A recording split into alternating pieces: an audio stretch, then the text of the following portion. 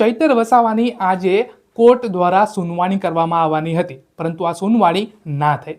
ગુજરાતની અંદર જેટલા પણ સરકારી વકીલો છે તે અત્યારે હડતાલ ઉપર મિત્રો બેસી ગયેલા છે. તેના લીધે જ્યાં કોર્ટ દ્વારા મીટિંગ લેવામાં આવવાની હતી, આજે ચૈતર વસાવાના જામીન થવાના હતા, પરંતુ એ આજે ના થયા. એવું નથી કે આ પહેલી વખત તારીખ જે છે મિત્રો એ પોસ્ટપોન કરવામાં આવેલી છે. આની પહેલાં પણ 4 થી 5 વખત આ તારીખને પોસ્ટપોન કરી દેવામાં આવેલી છે અને હવે નવી તારીખ આવે છે 11 સપ્ટેમ્બર. તો 11 સપ્ટેમ્બરના રોજ પાછી જ્યાં સુનવાઈ છે મિત્રો ચૈતર વસાવાની કોર્ટમાં, ગુજરાત હાઈકોર્ટમાં મિત્રો થવા જઈ રહી છે. હવે આપણે જોવાનું એ રહેશે કે આટલી બધી તારીખ તો આપી દીધી, હવે શું 11 સપ્ટેમ્બરની તારીખ જે આવે છે ત્યારે પણ શું આજે સરકાર છે નવી તારીખ આપશે, કાં તો આ 11 સપ્ટેમ્બરની તારીખની અંદર શું આ સરકાર ફેસલો રહેશે?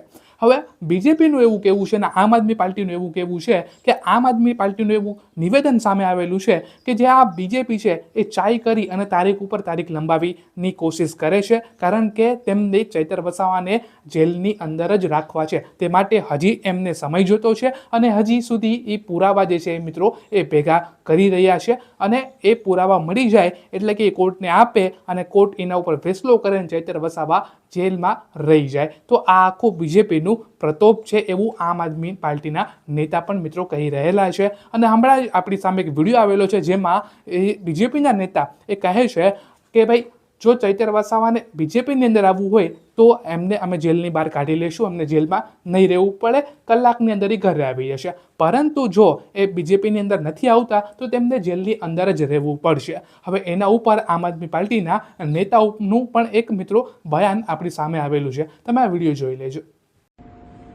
નમસ્કાર. આજે ભારતીય જનતા પાર્ટી દ્વારા બંધારણીય હકો ઉપર તરાપ મારવામાં આવી રહી છે. આજે ભારતીય જનતા પાર્ટીના રાજમાં ગુજરાતની જનતા માટે અવાજ ઉપાડવો એ ગુનો છે. ગુજરાતની જનતા ઉપર થતા અત્યાચાર અને અન્યાય સામે અવાજ ઉપાડવો એ ગુનો છે. જેવી રીતે આમ આદમી પાર્ટીના લડાયક નેતા ચૈતરભાઈ વસાવાએ સમગ્ર આદિવાસી સમાજની સાથે સાથે સમગ્ર ગુજરાતના યુવાનોના પ્રશ્નો ઉપાડ્યા, આંદોલનો કર્યા, ત્યારે એ ભારતીય જનતા પાર્ટીને આંખની અંદર ખૂંચી રહ્યા છે. ત્યારે ભારતીય જનતા પાર્ટીને દ્વારા ચૈતરભાઈ વસાવાને 2 ઓપ્શન આપવામાં આવ્યા. એક, તમે ભારતીય જનતા પાર્ટીમાં આવી જાઓ, નહીં તો 2, તમે જેલમાં જાઓ. ત્યારે ચૈતરભાઈ વસાવાએ સમગ્ર ગુજરાતની સાથે સાથે સમગ્ર આદિવાસી જનતાનો અવાજ સાંભળ્યો કે આજે કેવી રીતે આદિવાસી સમાજ સાથે અત્યાચાર થઈ રહ્યા છે, કેવી રીતે સમાજના યુવાનો સાથે અત્યાચાર થઈ રહ્યા છે, કેવી રીતે ગુજરાતની જનતા સાથે અત્યાચાર થઈ રહ્યા છે.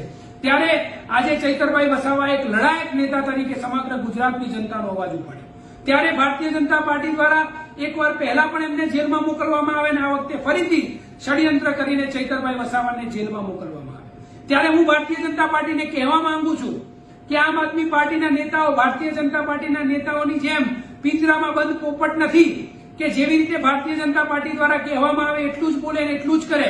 આ આમ આદમી પાર્ટીના નેતાઓ છે, જમીનથી જોડાયેલા નેતાઓ છે. જ્યારે તમે ભ્રષ્ટાચાર કરશો તો એ ભ્રષ્ટાચારનો અવાજ ઉપાડવાનું કામ આમ આદમી પાર્ટીના નેતાઓનું છે. આજે તમારા નેતાઓ કરોડોના ભ્રષ્ટાચાર કરે અને આમ આદમી પાર્ટીના નેતાઓ અવાજ પણ ના ઉપાડી શકે, અવાજ ઉપાડે તો જેલમાં જવું પડે. આ કેવું ગુજરાતમાં ચાલી રહ્યું છે? ત્યારે આજે અમે આ ભારતીય જનતા પાર્ટીને કહેવા માંગીએ છીએ કે અમને ન્યાયતંત્ર પર પૂરો ભરોસો છે અને અમને વિશ્વાસ છે કે આગામી સમયમાં ચૈતરભાઈ વસાવા જેલમાંથી બહાર આવશે અને ફરીથી સમગ્ર ગુજરાતની સાથે સાથે સમગ્ર આદિવાસી સમાજનો અવાજ બનશે, સમગ્ર ગુજરાતનો અવાજ બનશે, સમગ્ર યુવાનોનો અવાજ બનશે અને ડબલ મહેનતથી, ડબલ જોરથી આજે ચૈતરભાઈ વસાવા જેલની બહાર આવશે અને લડાયક મોડમાં કામ કરશે. જય જય ગરવી ગુજરાત, જય હિન્દ.